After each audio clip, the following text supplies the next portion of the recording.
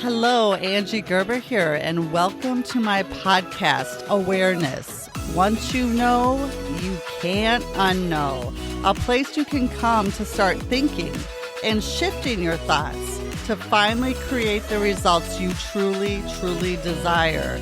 It'll shift your mindset and give you strategies to get out there and get it done. Let's get started.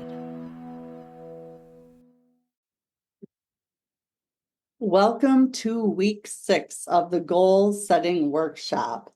So in today's session, we are actually going to be looking at environment and how that plays a role in where you are today and how you got here. And I like to say, more importantly, what can you start doing to shift and change?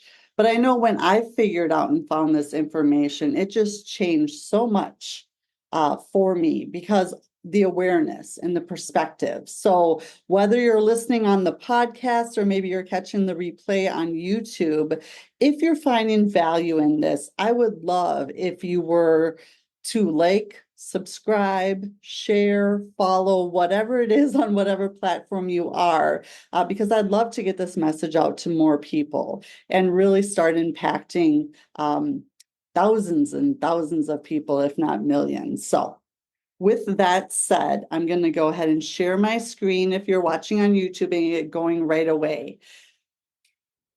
In the 1960s, if you follow personal development at all, Maxwell Maltz came up with a book after all of his research and kind of what he found out based upon what he does. And Psycho-Cybernetics, I share this book because it was one of the first books that I was introduced to by my coach, Bob Proctor. And if you haven't read it or if you haven't heard of it, I would highly recommend, if you've been watching this series and if you're in personal development or even interested in learning more about yourself, Maxwell Maltz's Psycho-Cybernetics is a great read and just a great way to, create awareness and an understanding of where we got to where we are and how to move forward. He was a plastic surgeon, and what he found is that he would take clients or, these patients, and he would perform these amazing transformations, whether it was scar removal, or he would, change something that they just did not appreciate about their appearance and just have the most fantastic, life-changing results. And what he kept finding over and over and over again, which brought him to writing Psycho-Cybernetics, is that some patients after the surgeries and after the transformations, you could see the shift in them. You could see their confidence, their results, just how they showed up in the world was night and day difference in the right direction. Like they owned it. It was just incredible. Their whole being inside and out transformed from the surgery. And yet others that, had the same type of surgery with fantastic results and just life-changing on the outside, really. Some people, their results didn't change at all. Their confidence didn't change at all. How they showed up in the world didn't change at all. Everything pretty much stayed the same, if not went backwards. And so he had to get down to the bottom of this and really understand why some people fully changed inside and out and some didn't. And what he found is that the psycho part of Psycho-Cybernetics is Greek for mind. And the cybernetics part of it, that's a science of, control and communication in animals and in mechanics. So Psycho-Cybernetics was born. And what he found is that we have two self-images. The one that we project outward in our outward appearance and what the outside world sees. And the second one is the picture that we hold inside of ourselves. And how our self-image has come about is really some of it's genetics, the genes we're born with, and the other is the environment that we grew up in and that we are still around. And what Maxwell Maltz says is, we are, and at the center of us is pure perfection. We were born with our creator's, in my case, God-given talents and abilities in his perfection. And whoever your creator is, in that perfection, you have that at the most conscious level of yourself. And what's happened over time is a virus code has taken over. And now you're living from the virus code, and with all of the, just imagine it's layer upon layer upon layer of crud and crap and people speaking things over you. And, a lot of this was instilled in you by the time you were 7 years old. And the one way we found that you can shift and get rid of the virus code is to start studying yourself, start understanding yourself. And that's really a huge thing that this book, Psycho-Cybernetics, will do for you, along with dozens, if not hundreds of others that I could recommend to you. But today I'm just looking at this one. And it's really in order to get rid of the virus programming and really in order to understand why you are where you are, and more importantly, how to get to where you want to be, you have to get a different awareness. You have to gain a different perspective. We're either all growing or dying, meaning that you're either contracting or expanding.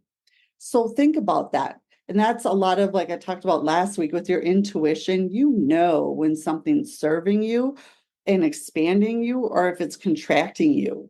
And so really start paying attention to that. Start paying attention to your environment and what you're surrounding yourselves with. You see, your current results are a direct reflection of your thinking, of your self-image, because you will never outperform your self-image. You can't run from it. You can't hide from it. It is what it is. So if your results are not what you want, whether it's in health, your bank account, your business, personal relationships, whatever it is for you, it's a direct reflection of these paradigms in your self-image of yourself and the one that you hold from the inside. And so in order to change that, you need to rethink it, which is learning about yourself, and then revise it. Work on your self-image and getting 1% better every day. And there's a few different ways we're going to look at this today. In nature, animals, they live and act by instinct. They blend in to their environment, where we as humans, we don't necessarily blend in. A lot of us, stick out, or we have the ability to make our own choices. Who do you want to be? What do you want to have? What do you really want, or what do you really like to do? We have these choices. We have, as I talked about last week, reason. You have the ability to make choices, and you have the higher intellect part of you. So I ask you, to be thinking about what is it that you really want and why you don't already have it. And I can tell you why you don't already have it is because you haven't accepted it to be true because of your current self-image. You see, we're seeing life through a lens. Now, this lens you can look through, and you can look back in your past and really look at how you grew up in the environment you grew up in and what paradigms, habitual behaviors, and beliefs you have based upon that environment. If you look at mindset, mindset is how you see the world. That's how my coach explained it to me. So if mindset's how you see the world, think about how you grew up. And I love this illustration because was an abundance mindset. Did you grow up and live in a household that never fought about money? you lived in abundance. Everything was at your fingertips. You could have all these amazing experiences. The world was your oyster. All the sayings that we used to hear. Or did you grow up that, possibly money didn't grow on trees? We can't afford that. Be happy with what you got. We were often, I know a lot of clients that I coach were shamed into just expecting and being grateful. You should be grateful for what you have. You're so ungrateful, and it just contracted us. And truly, definitely, what I've learned in my relationship with gratitude is always be grateful for what you have and never satisfied, because we are meant for expansion. And if you're not expanding, you're contracting. So take the gratitude and be grateful and never satisfied. So what would you go back and rewrite if you could? What can you let go of that the people around you when you were growing up said? Or the people around you, what did they do? Because our parents and the people that raised us, they were just reacting and acting upon what they learned and their genes and their genetics and the environment that they grew up in. And yes, know better, do better. And at the time, they were doing the best they could with the tools and the information and the resources that they had in that very moment. And a lot of us in our 30s, 40s, 50s, 60s are living from that 7-year-old child and from those beliefs that were instilled in us that no longer serve us. And so many people, about 85 to 90% of the human population actually are still making decisions from that place. So if the world is in your hand, literally, and your environment shapes you and continues to shape you, and you can make this whatever you want it to be, knowing that information, what would you do differently? And what can you start doing today that will start infusing into you what it is that you truly desire?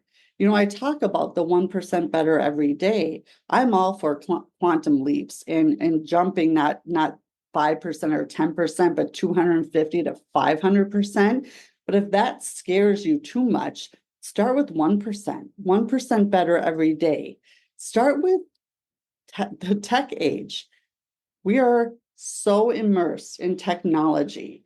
I watch out my front door. I have a park at the end of my street, and I watch these people walk by, walking their dogs on their phone like this, just not even paying attention. I walked by the park the other day, and the trail's a little bit long through the park, and this woman, I would say it was probably, I had my eyes on her for a minute to a minute and a half. I kid you not. The child, I'm hoping she was a nanny and not a parent. I'm hoping she was a babysitter. She was on one of those saucer swings, and this woman was looking down at her phone, pushing the swing, did not look up from her phone once while she was pushing this child on the swing. If that is you, I just beg of you to put your phone down and be present with the ones you're in front of. Be present with your loved ones, with your partners, with your children, with your friends at dinner or happy hour. Like, put the damn phones down and actually make the other person feel important enough to have you unplug from something that doesn't really matter anyways. Because if it is an emergency, then you should probably just leave and take care of the emergency. Everything else can wait. And I just say that with such conviction because I've been guilty of it too. I know most people have, but check yourself. How has technology taken over and broken you apart from relationships and building bonds with the people nearest and dearest to you? Or maybe it's helped your business, and how has it hurt it? If you're with a client and your phone is on the table, that's signaling to them that you might be waiting for something important to happen. So put the phone away and use it when it will help you, and don't let it overtake you. Okay, I'm off my soapbox. The next thing is social media. Social media is another one that comes along with the tech age. So often, I actually, and she listens to the podcast. So, Stacy, if you're listening, thank you for this. At my Women's Business Collective, one of the members has this thing on her phone where she has to do a math problem before she can open, I think it's social media or maybe even her phone. So she's just like, and it takes about 7 seconds to do. And she's like, half the time I put it back down because it's not worth it. And I was actually just picking out my phone out of habit, and it catches you. So I thought that was genius. And I'm going to get that app just because it will make you pause. Like, do you really need your phone? Why are you grabbing your phone? Because so many people just grab their phone and start mindlessly scrolling or doing something because of the dopamine hits and what it does for you, and what social media is meant to do for you, and why so many people are addicted. So there's tips and there's tricks and there's tools to help you with that. But it's very divisive. And if you're out there and you're listening, like I can barely go on Facebook right now. And I don't know when you're listening to this, but we're about to go into the 2024 election. We're like 2 weeks away. And my God, what some people are posting and how some people are showing up, I'm embarrassed for them on either side of the spectrum, in either side, whether you're blue or red, Republican, Democrat, it's disgusting in some cases. And so if you're doing that, that's the energy you're in. And you're feeding that energy, which is only making this whole situation bigger, because where you focus your energy on expands. And if it's in hateful ways, that's expanding. So I encourage you to check that. I've stayed off a lot of it because it's just kind of not really a great place to be right now. Some platforms are better than others, and some I spend a little less time on. So watch where you're spending your time and in what energy you're there. The people that you surround yourself with. Who are you surrounding yourself with? Often we've always heard that we're the combination of the 5 people that we spend the most time with. Well, now, that can be either virtually, that can be in person. So many people are now telling me they feel isolated. So they aren't even really spending much time with anyone, which is getting them really poor results. They don't know where to go or what to do. A lot of depression, a lot of anxiety. So think about that. Think about the people that you're surrounding yourself with, and who you're talking to, and what conversations you're having, especially the conversations you have over and over and over again. Are they expanding you, or are they contracting you? Are they adding to your life and to your success and to where you want to go? Or are they just taking up space? Because you will not get any more time. You cannot buy more time. We all get the same amount of time in the day. It's what activities, it's what conversations, it's what you do with the time that sets the 1 to 3% apart from the rest of the population. Think about, what are you listening to? It's so interesting. If you're listening and watching something that's giving you maybe anxiety, or it's just not fulfilling you, or it's making you upset, stop watching it. You can turn the channel. I promise. If your vibration is off, like, don't watch it. I haven't watched the news in, oh my gosh, I don't even know how many years, probably about 7 years. And I will tell you, I know what's going on in the world. It will find you.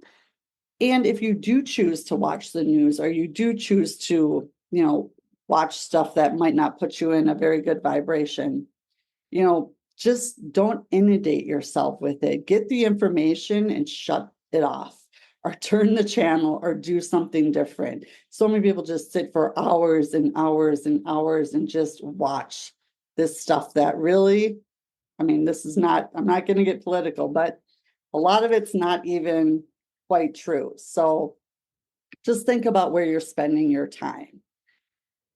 And in controlling what you can control, think about it. Think about, as if you're watching on the podcast again, I apologize. I have a slide that has a bunch of words on it of so many triggering things to so many different people.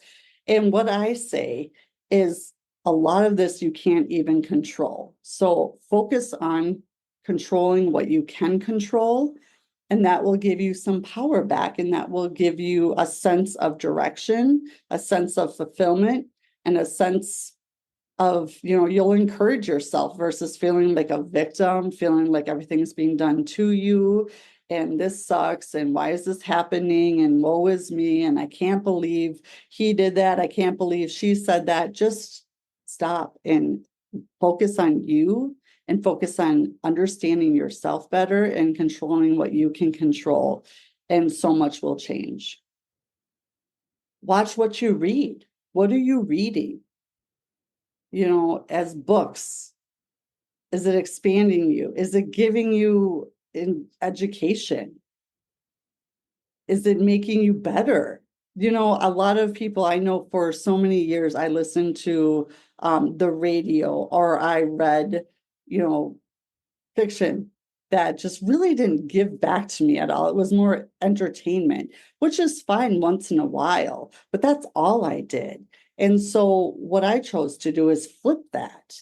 And now I do that for entertainment every once in a while, but a majority of what I'm reading and what I'm filling my mind with is meant to expand me, is to educate me, is to get me 1% better every day.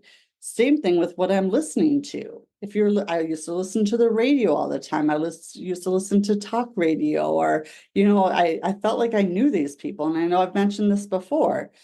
And that's just them living out their dreams, having their business or having their career and hitting it big. Why I'm sitting here spinning my wheels. So I stopped it. I started listening to podcasts.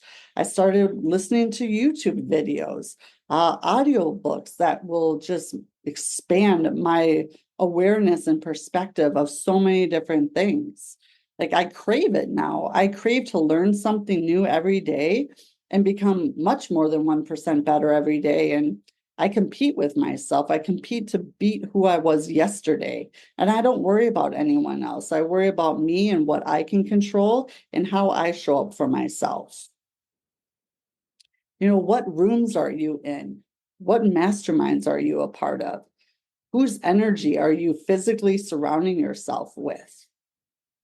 It's important. It's important of who you are letting in to your circle and who you are surrounding yourself around and being part of theirs.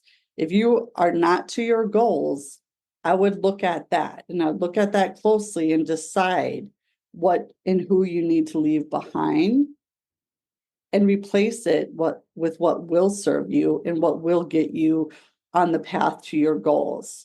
Because so many of us just continue to do what we do out of habit, out of our paradigms, because that's what we've always done, or that's what we were told to do. And it doesn't make sense anymore, but we don't stop to really analyze it or think about it. So stop and think, because so many people don't. They just do what they do because that's what they do. If you want to get into the top 1, 3, 5%, you got to start thinking and leaving part of you and other people and other relationships behind that no longer serve you. It's hard in the moment, and it's so rewarding on the other side. And really, who are you listening to? Who are those 5 people?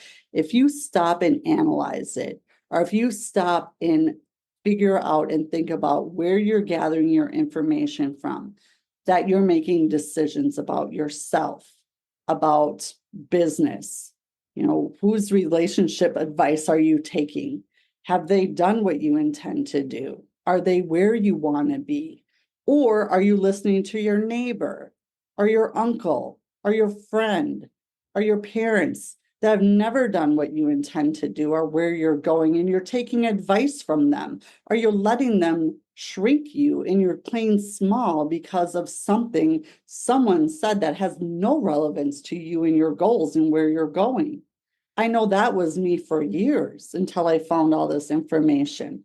So really watch who you're listening to and look at them a little bit deeper. What are their paradigms? Where are they coming from? What are their beliefs? Especially if it's maybe your boss, a speaker you're listening to, maybe it's a parent or a spouse or a friend. They all have their own baggage and they are all fighting their own battles and they're all speaking from their level of awareness and what they perceive to be their truth in this moment. And 99 out of 100 times, I'm going to say 999 out of 1,000 times, if you thought about it and looked at it and analyzed it, you should not be listening to them. Because most people, you can listen to them, but I would be very hesitant on taking the advice or taking action unless you know exactly who you're talking to, that they're qualified, that they're doing what you intend to do or why you're going to them for advice. Everything else is just a conversation to be had. So I had to throw that in there because I know that this is a stumbling block for so many people. And this one was as well for me in the beginning. And I love this. So as you're going out and as you're having these conversations and as you're looking at your environment, I encourage you to speak less and listen more.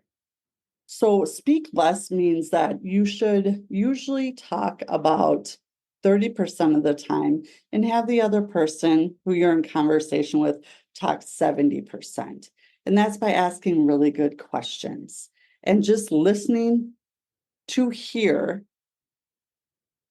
and respond versus listening to respond. So I say listen to understand and hear versus respond. So many people are listening because they want to respond quick or they just can't wait to say something. So think about how you listen. Do you cut people off as they're in the middle of a conversation or a sentence?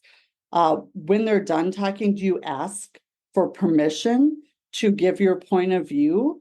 Or do you ask if they're looking for advice or a solution or just want to vent? And when you do you speak from your head or do you speak from your heart? Because I tell you what, some of the people that make the most money and it just flows to them in abundance are because they are attentive, very good listeners.